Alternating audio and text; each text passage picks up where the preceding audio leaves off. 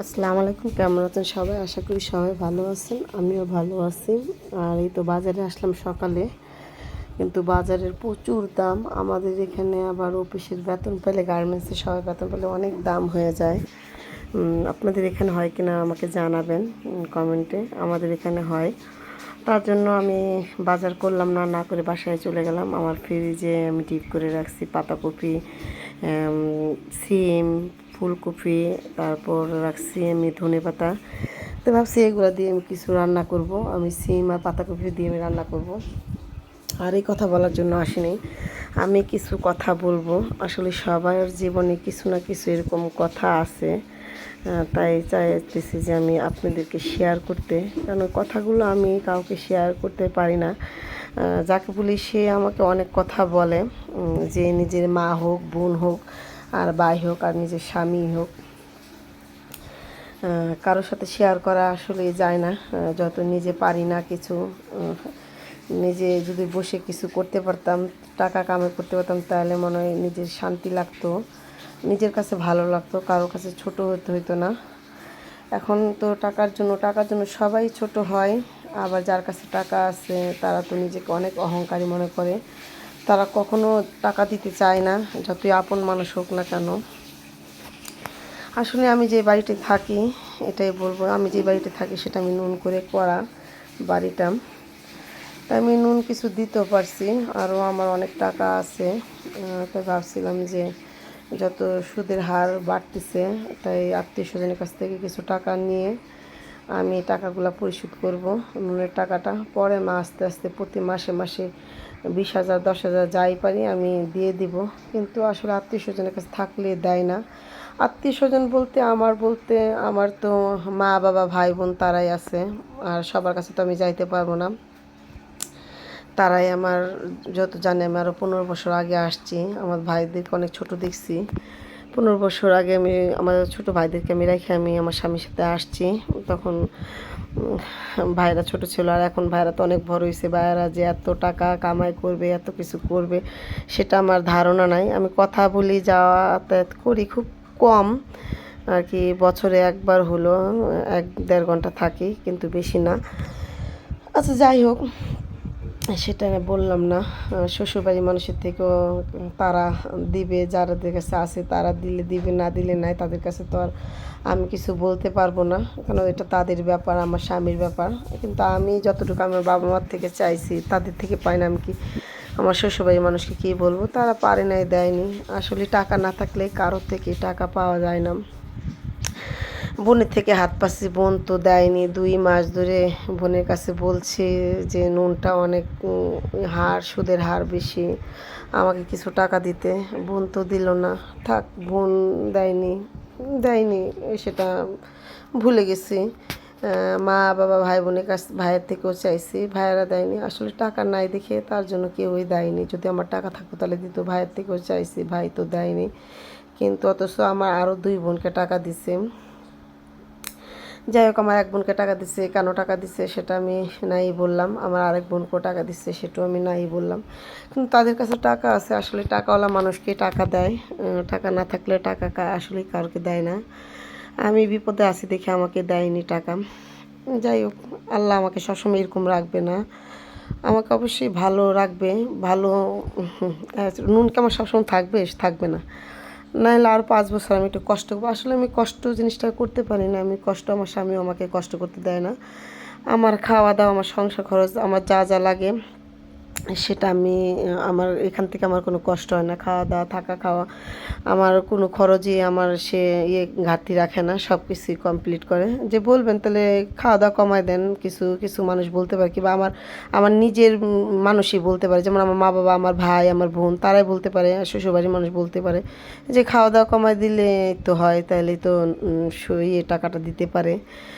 আসলে আমি পারি না। যত যার যেরকম সংসার আয় তাদের তেমন ব্যয়।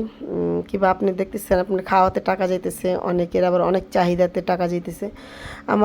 আমার চাহিদা অনেক থাকলেও আমি সব চাহিদাতে কিন্তু আমার টাকা যায় না, আমার খাওয়াতে একটু টাকা পয়সা একটু লাগে। আমি আসলে আমার খাওয়া দাওয়া প্রচুর, তার জন্য টাকা পয়সা আমার লাগে। যাই হোক, আমার স্বামীর বেতনও ভালো। আমি সুদ, যেখানে সুদ সেখানে আমার খাওয়া কমালে কি আমি সুদ দিতে পারবো বলেন? যেখানে 1%, এখন আপনি 3% সেখানে যদি দেন, সুদ দেন, তাহলে আপনি সেখানে খাওয়া দাওয়া, তাহলে আমাকে না খেয়ে থাকতে হবে আমার ছেলে মেয়ে নিয়ে। সেটাই আমি আমার সবাইকে জানাতে দিতেছি। আমরা কি না খাই তাহলে আমরা দিব না, না খায় কেউই দেয় না, কিন্তু লাগে, সংসারে লাগবে। কিন্তু আসলে টাকা পয়সা না থাকলে কেউই দেয় নাই। তো আমি কথা বলতে বলতে রান্না বান্না কাজ কাম সবই শেষ, কাজও করতেছি, রান্নাও করতেছি, আপনাদের সাথে আমার দুঃখের কথাও শেয়ার করতেছি। তাই ভাবলাম যে আত্মীয় স্বজনের কাছে আর কখনো ছোট হব না, যে নিজের না থাকলেও কখনো আর যাব না। যদি থাকে তাহলে আসলে যাওয়া যাওয়া যায় সমানে সমানে। সেটা মনে করেন আপনার আছে, আপনার আত্মীয় স্বজনের কাছেও আছে, তাহলে আপনি যেতে পারেন। কিন্তু আত্মীয় স্বজনের আছে কিংবা বোন আছে, বোনের আছে, তার কাছে যাওয়া উচিত না। কারণ আমার বোনের যা আছে তা আমার নাই, আমার ভাইয়ের যা আছে তা আমার নাই, আমার মা বাবার যা আছে তা আমার নাই, কিংবা আমার শ্বশুরবাড়ির মানুষের যা আছে তাদের থেকে আমার এত এত নাই। তাহলে তাদের সাথে না থাকা, উঠা বসা না করাই ভালো। যতটুকু করা দরকার ততটুকুই করতে হয়, করাই ভালো। করতে হয় বলতে হ্যাঁ, করা ভালো আর কি। সমানে সমানে লড়াই হয়। আগে শুনতাম যে সমানে সমানে লড়াই হয়, আসলেই সমানে সমানে লড়াই হয়। টাকা পয়সা না থাকলে কারোর কাছে হাত পাততে হয় না। আর কখনো আত্মীয় স্বজনের কাছে হাত পাতবো না। তো ভাবছি যে আমি তো খাইতে পারি ভরপুর, আমি চলাফেরা করতে পারি ভরপুর, আমার সুদের টাকাটা তো আল্লাহ আমাকে এক সময় আমাকে দিয়ে দিবে। কিন্তু আমার কষ্টের কথাটা তো আমার অবশ্যই মনে থাকবে যে থাক, আমি আর কখনো যাব না। আমি যদি না খাইতে পারি তাও যাব না, আর আমি যদি খাইতে পারি তারা যদি আমাকে 2টা জিনিস দিতে আসে তাও আমি নিব না। এটা আমার ধারণা, যে আমার এটা মনে মনে একটা কষ্ট যে আমার আমার আছে, আমি কেন তাদের থেকে নিব? আমি কি খাইতে পারি না? থাক, তারা খাক। আমাকে অনেকে বলে যে আমি তো খাই অনেক, আমরা তো খাইতে পারি, তারা খাইতে পারে না, তার জন্য খাই। তো থাক, তাহলে তারাই খাক, আমি তো অবশ্যই খাইতে পারি, আল্লাহ আমাকে অনেক খাওয়ায়। তাহলে আমি আত্মীয় স্বজনের কাছ থেকে আমি নিব বলেন? আমি তাদের কাছে যাইতেছি, এখানে যদি কিছু খাবার হয় তাহলে খাবো, এখানে যদি কথা হয় কথা বলবো, এখানে যদি ভালো লাগার মতো কিছু হয় তাহলে থাকবো, যদি ভালো লাগার না কিছু হয় চলে আসবো, সেটাই। কিন্তু আসলে তাদের থেকে নেওয়া উচিত না। আর শিক্ষা তো জীবনে একটা হয়েছে যে ভাই বোনরা এরকম করে, তাহলে শ্বশুরবাড়ির মানুষ কেন করবেন এরকম বলেন? যদি আমার শ্বশুরবাড়ির মানুষের যদি আপনাদেরকে আমি বলতেছি যে যদি আপনাদের বাবা মা যদি আপনাদেরকে হেল্প করে, তাহলে কিন্তু আপনার শ্বশুরবাড়ির মানুষ অবশ্যই ভালোবাসবে, কাছে থাকবে, ভালোবাসবে আর কি, প্রচণ্ড ভালোবাসবে, আমাকে আপনাদেরকে সম্মান দিবে। মেয়েদেরকে বলতেছি, যারা বউ তাদেরকে বলতেছি, যাদের বাপের বাড়ি থেকে দেয়। আমার বাপের বাড়ি থেকে দেয় না, আমি আইসে পড়ছি, এক কাপড়ে আসছি, আমি আমার আমার স্বামীর কোনো আদর নাই, আমার স্বামী খাইতে পারতেছে না, আমি খাইতে যেতে পারতেছি না, আমার ছেলে মেয়ে যাইতেছে না। তাহলে এরকম আর কি ঘটনা, যে আমরা তো কেউই আমরা খাওয়া থাকা কিছু করতেছি না, তারপর আমাদের কিন্তু আদরটা খুবই কম। কম কম না, যারা যাইতে পারে তাদের জামাই আদর আছে, ছেলে ভাগ্নেদের আদর আছে, আমরা যাই না। কেন, আমি হিন্দু থেকে মুসলমান হয়েছি, তার জন্যই আমার যাওয়া হয় না। আর যদি আমি মুসলমান থাকতাম তাহলে অবশ্যই যা হয়তো, আদর থাকতো বেশি, কদর থাকতো বেশি, ভালোবাসা থাকতো, সব কিছু, সব সম্পর্কই ভালো থাকতো। আত্মীয় স্বজনের কাছে, মা বাবার কাছে, আসলে তাদের থেকে আমি অনেক দূরে। মুসলমান, তারা হিন্দু, তার জন্য আমার কদর কম। আমার কিন্তু আরেক বোনও মুসলমান হয়েছে, তারা আছে, আল্লাহ তাকে অনেক দিছে। আসলে সৎ পোষে কখনো ইনকাম করে এত টাকা করা সম্ভব না। আসলে আমার স্বামী সৎ পথে ইনকাম করে দেখি আমার এত টাকা নাই, আমার যা টাকা আছে তা দিয়ে আমার সংসার চলে যায়। এটাই আমি বারবার কষ্টে আমি বুঝাইতেছি যে মানুষ থাকলেই মানুষের কাছে হাত পাততে হয় না, নিজেকে ছোট করতে হয় না, যে আত্মীয় স্বজন হোক আর পরই হোক। কিন্তু পরে আমাকে অনেক দিছে, যখন আমি বাড়ি করি তখন আমি পরের থেকে অনেক সাহায্য পাইছি, কিন্তু নিজে যে মানুষ থেকে সাহায্য পাই, আমার 1 মাসের মধ্যে তারা আমাকে টাকা যেন অনেক চাপ দিছে আমাকে। তো আমি 1 মাসের মধ্যে আমি আসলে দিইনি, সেটা আমি বলবো না, আমি আরও 3-4 বছর পরেই দিছি, কারণ আমার কাছে ছিল না, আমি কীভাবে দিব? তারা চাইলেই তো আমি দিতে পারবো না। কিন্তু মনে অনেক কষ্ট। যাই হোক, যে নিজের মা বাবাও ফিরিয়ে দিল, তাহলে স্বামীর কাছে কীভাবে বলেন আদর পাবো, ভালোবাসা পাবো? স্বামী তো আমাকে অবশ্যই স্বামীর মনে তো একটা কষ্ট থাকবেই যে শ্বশুরবাড়ি থেকেও পারলাম না, তাদের থেকে তো আমি কখনো চাই না কোনো কিছু। স্বামী তো অবশ্যই এটা বলবে, আমাকে প্রকাশ না করো, কিন্তু অবশ্যই আমি কি বুঝি না যে আমার শ্বশুরবাড়ির মানুষ, আমার স্বামী সন্তানের তাদের একটা আফসোস আকাঙ্ক্ষা, সেটা তো অবশ্যই আমি জানি। যাই হোক, জানলো আমার কিছু করার নেই, ভুল যত আমি করছি, আর আমি ভুল শুধরাতেও পারবো না। আমার বিয়ের বয়স আছে 15 বছর, আমার 3টা ছেলে মেয়ে, আর আমার প্রচণ্ড জিদ, তার জন্য আমি কিছু করতে পারি না। আসলে জিদ আমি কন্ট্রোল করতে পারি না, আমি রাগটা ধরে রাখতে পারি না। কি বলবো, যে আল্লাহ পাক বলছে যে যে ইয়ে করতে পারবে, রাগ কন্ট্রোল করতে পারবে, তাকে আল্লাহ পাক অনেক পুরস্কার দেবে।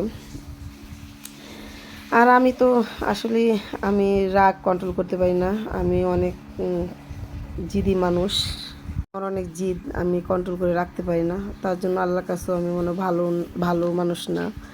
যে রাগ কন্ট্রোল করতে পারে না, যে ধৈর্য ধারণ করতে পারে না, সে আল্লাহ তাকে পছন্দ করে না। আমি জানি না আল্লাহ আমাকে কতটা পছন্দ করে না। আসলেই যত আল্লাহ বলছে যে ধৈর্যকারী ব্যক্তিকে ভালোবাসে, আমার তো তার কোনোটাই নাই। আল্লাহ আমাকে ভালোবাসবে না, মানুষও ভালোবাসবে না, আল্লাহও ভালোবাসবে না। কিন্তু আল্লাহর কাছে দোয়া করি যে আল্লাহ, যত তোমার ধর্মে আসছি, তুমি আমাকে সবসময় তোমার কাছে রেখো। আল্লাহ আমাকে কখনো সরাই দেয় না, আমি যতই বিপদে পড়ি না কেন, সে আমার পাশে থাকেই, তাকে আমি সবসময় আমার পাশে পাই। কিন্তু আসলে সুদটা তো আল্লাহ পাক নিষেধ করছে, তার জন্য সেখানে সে আমাকে হেল্প করে না মনে হয়। যাই হোক, করবে একদিন না একদিন, অবশ্যই করবে, আমি একদিন না একদিন দিতে পারবো, কিন্তু কষ্টটা আমার থাকবে সারা জীবন। কষ্ট তো আর আমি এটা কাউকে ইয়ে করতে পারবো না, আপনাদের কাছে আমি বলতেছি, শেয়ার করতেছি। এই তো, আর কি বলবো, এখানেই শেষ। আর ভালো লাগলে ভিডিওটা লাইক কমেন্ট শেয়ার করে দিবেন। আর কথা বলতে বলতে তো আমার রান্নাবান্না সবই শেষ, কাজকামও করা শেষ, কাজকামও করছি অনেক, কাপড় চোপড় ধুয়েছি, ঘর দর গুছাইছি, রান্নাবান্না, ছেলে একটা ছোট, সেও অসুস্থ, তার জন্য বড় মেয়েকে রেখে দিছি। যাই হোক, আল্লাহ আমাকে অনেক শুকরিয়া আদায় করছে, আল্লাহ আমাকে অনেক দিয়েছে, কিন্তু ধৈর্যের ফল মিষ্টি হয়। আমার আসলে ধৈর্য নাই, তার জন্য আমি মিষ্টি পাবো কিনা বলতে পারি না, আল্লাহ পাকই ভালো জানে। আল্লাহ পাক ভালো জানে, আমরাও জানি, কেন আল্লাহ পাক সেটা বলেই দিছে যে ধৈর্যের ফল মিষ্টি হয়, ধৈর্যটা করতে হয়, সবর করতে বলছে। কিন্তু আমি আসলে কোনোটাই করতে পারি না, আমার প্রচণ্ড রাগ, আমি রাগটা খুব কন্ট্রোল করতে পারি না। চাই যে কন্ট্রোল করতে, কিন্তু সবাই দোয়া করবে আমি যেমন রাগ কন্ট্রোল করতে পারি, এটা